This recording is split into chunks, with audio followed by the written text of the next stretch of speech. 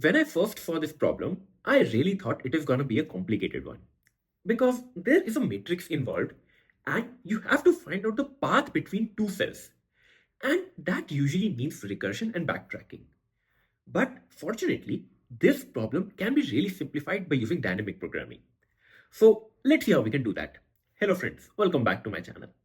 First of all, we're going to go over the problem statement and understand the given sample test cases.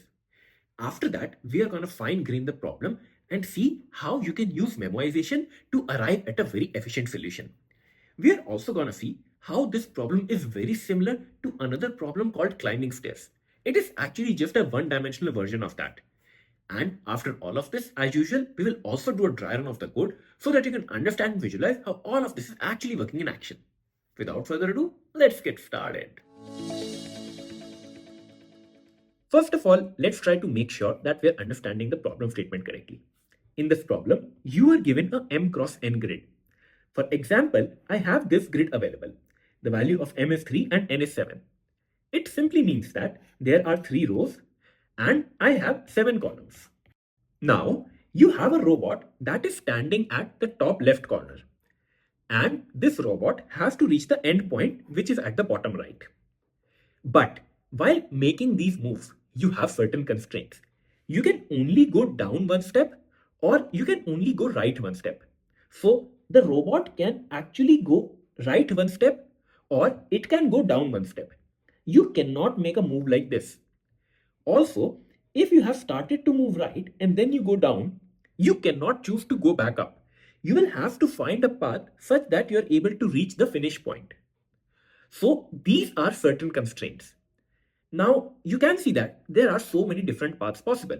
For example, the robot can first go all the way to the right and then go bottom. It reaches the finish point.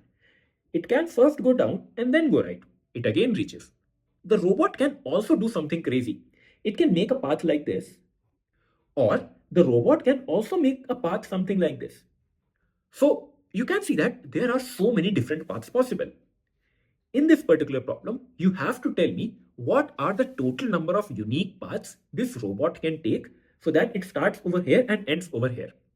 For the first given test case, there are a total of 28 different paths. You can try to trace all of them, but this is a sample test case and this is the desired answer.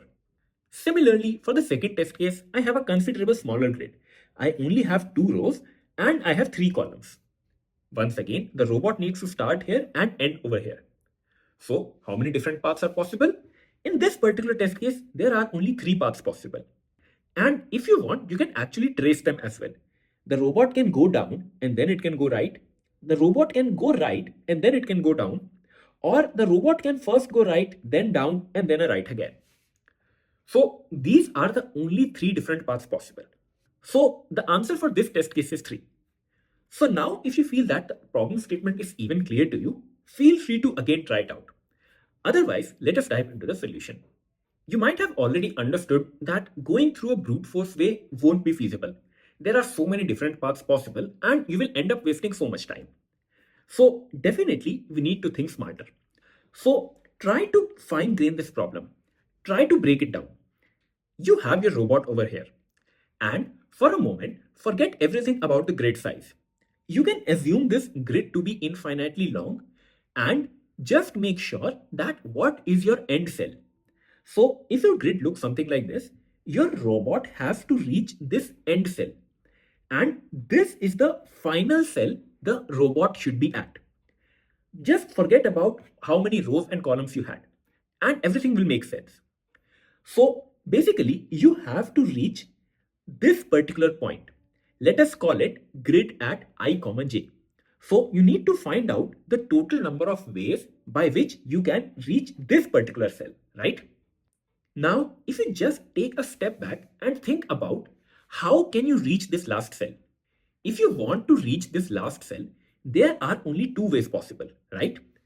And those 2 ways will be either you take a step down from the cell right on top of it, or what you do is you take a step right from the cell to the left of it.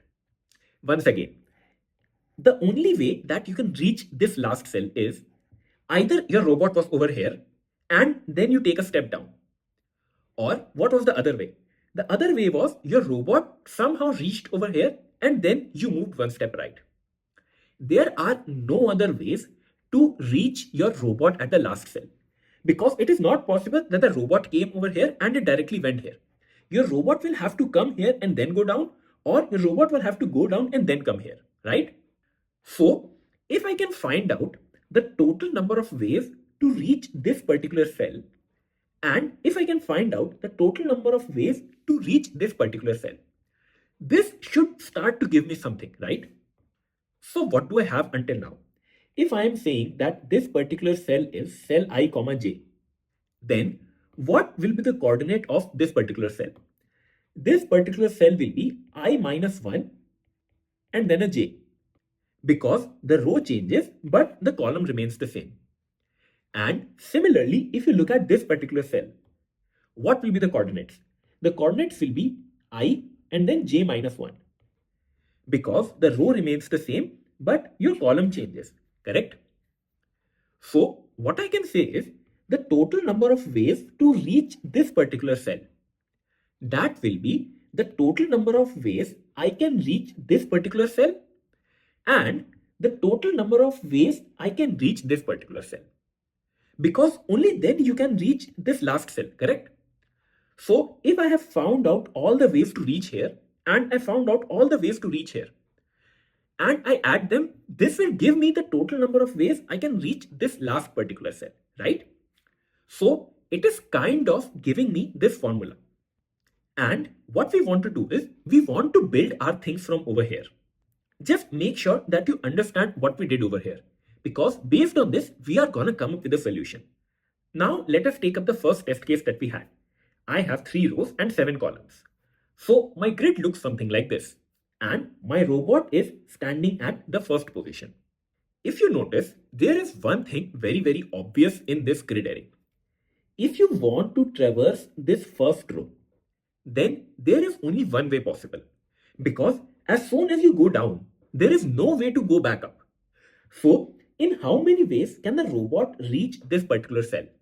There is only one way possible, and that is the robot directly goes to the right.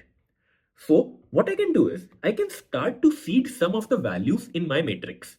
What I simply say is I write down a 1 over here.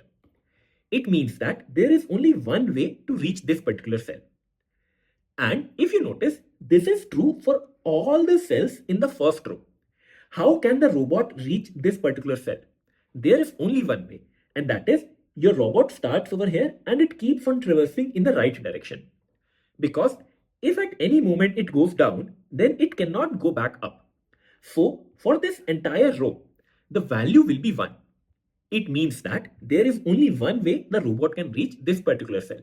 There is only one way the robot can reach this particular cell. Basically, this matrix is a memoization matrix, and every cell is going to store in how many ways you can reach this cell. So, for example, this particular cell will be storing the value in how many ways the robot can reach the cell 3, 2. So, let us continue ahead. And what we can also do is we can also fill up this column, because there is only one way to traverse this column, and that is the robot starts to move in the downward direction. Because if at any instance the robot moves right, there is no way to get back. So for this entire column also, I can fill the value 1. It means that to reach any of the cells in the first column, there is only one way possible. And now take back the formula that we just derived. We know that the ways to reach grid at I comma j equals to ways to reach grid I minus 1 comma j and ways to reach grid at I j minus 1. All the pre-work that we did, it helps us to initialize things. Check out the next value that you want to fill up. You want to fill up this particular cell, and this is 1 comma 1. So if you have to reach the grid 1 comma 1, what are the total number of ways? Ways to reach grid I minus 1 comma j. So that will be 0 comma 1 plus of 1 comma 0. And check your matrix now. You were able to memorize both of these values. You know that 0 comma 1 refers to this value and 1 comma 0 refers to this value. You add both of them and then you get a 2. It is telling me that there are 2 ways for the robot to reach this particular cell. And if you want to trace it, these will be the two ways, right? So it means that we are doing something correct. Similarly, now you want to fill up this particular cell. And what are the coordinates? The row is 1 and the column is 2. So you are filling up 1, 2, and that will be equal to 0, 2 plus of 1, 1, which means that I want to add this particular value and I want to add this particular value. That gives me 1 plus 2, and that is 3. So the robot has 3 ways. And if you want to trace them, this is the first way, this is the second way, and then this is the third way. Similarly, you can keep on iterating through your entire matrix and you can keep on filling all the values. Once you fill these values, your matrix will look like. So now, what is this telling you? To reach this last particular cell, this is your ending point. How many ways are possible? That is a total of 28 different ways. And if you remember, this 28 was our answer. So you see how we were able to fine grain the problem and then arrive at a very efficient solution just by using memoization. And actually, if you think about it, this problem is just a two-dimensional version of a similar problem that we have already solved. And that problem was climbing stairs. You had a person and they could either take one step at a time or they could take 2 steps at a time.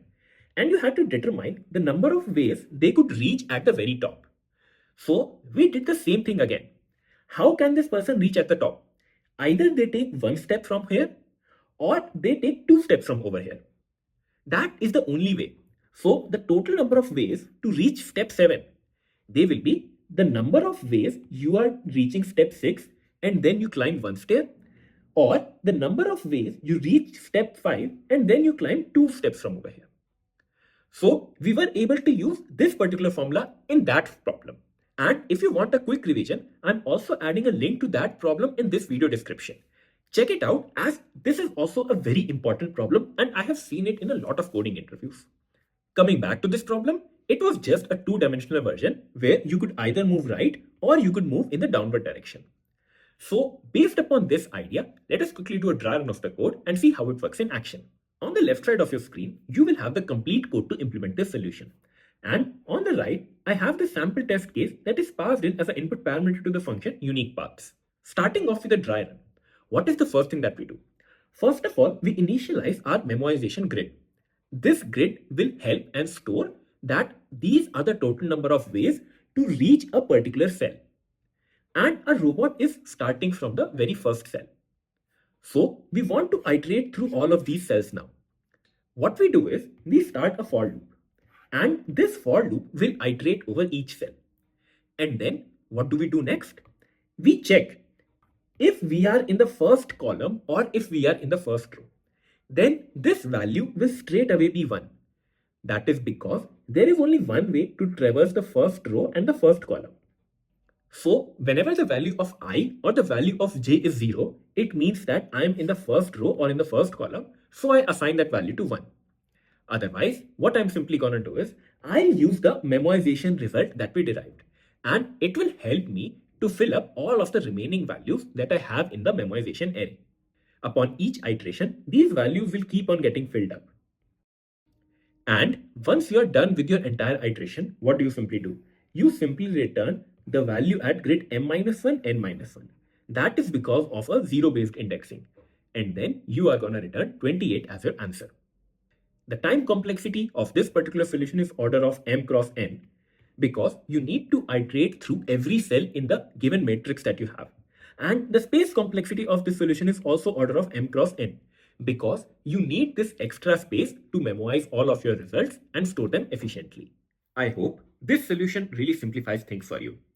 As per my final thoughts, I just want to say that this problem can also be translated into several different versions. It is not necessary that the endpoint should be the last cell in the matrix. You can be given the matrix and ask that, okay, this is my starting point and then this is the random endpoint in my matrix. And you have to find out all the unique paths. You can see that the solution will still remain the same. You just have to complete your memoized matrix and then return the result. So it is always advisable that you understand the concept rather than understanding the solution. And if you think about it, if you understood the original solution to climbing stairs, then this problem becomes super simple, right? So while going throughout the video, did you face any problems? Or have you found out any other problems which follow the same approach? Tell me everything in the comment section below and it will become a very good collection so that whenever you are revising, you know what other problems follow the same pattern. And that will become really, really helpful. As a reminder, if you found this video helpful, please do consider subscribing to my channel and share this video with your friends. This really keeps me motivated and I can make more such videos. Also, a huge shout out to all of the members who support my channel. You guys really keep me going. And as a member, you do get priority reply to your comments and early access to new videos as well. Stay tuned for my upcoming videos. Until then, see ya.